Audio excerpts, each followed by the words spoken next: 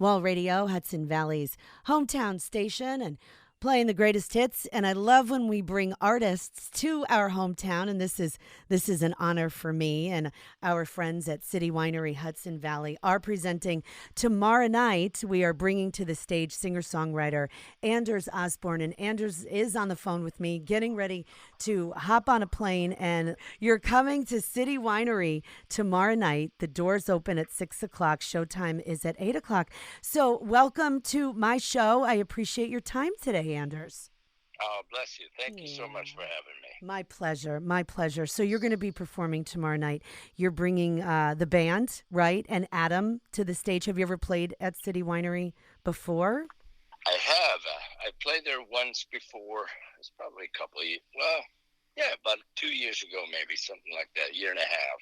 It's right on the river, right? Yes, Right. you're correct. It's right on the Wallkill River. It's such a beautiful Yeah, spot here in gorgeous. Montgomery. Yeah, you're going to love it. And the room is great. The staff is fantastic. I was just over there walking the property, getting ready for summer, and so we're getting ready for you. So tell me, I listened to some of your music, and I don't know if I'm right when I'm saying this, or has anybody ever compared you to the sound of to Neil Young? Has anybody ever said that to you, or am I the first? Yeah, no, it comes up. And the range has been Van Morrison, Neil Young, and Jackson Brown, Okay. Little Feat.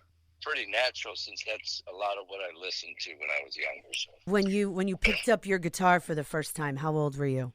I was probably 9, something like that. But that was more, the influences then were more, I don't know. I mean, my dad was listening to jazz, man. I think that the singer-songwriters came in when I was in my puberty, and Hmm. the moodiness showed up. That's when you look for poets, I think. Right. Well, moodiness usually shows up at puberty for most of us. Yes.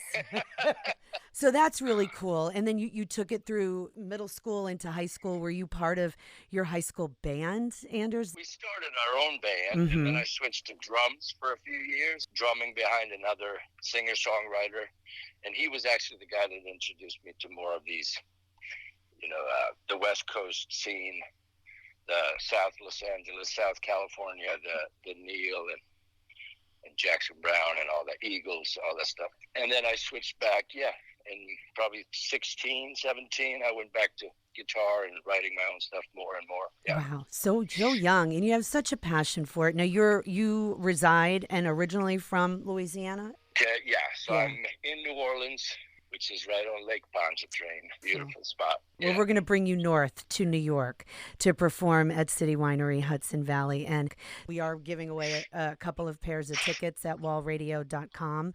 So tell me about the night. What are we going to hear? I know you just released an album last month. Yeah. So I'm doing 2 shows this week that are solo shows. So it's just me, harmonica, just focusing on the songs.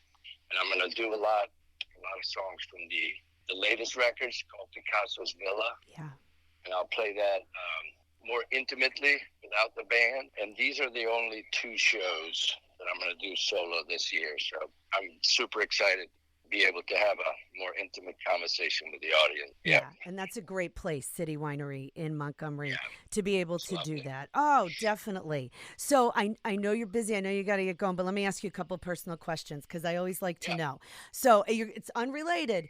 What was your first concert?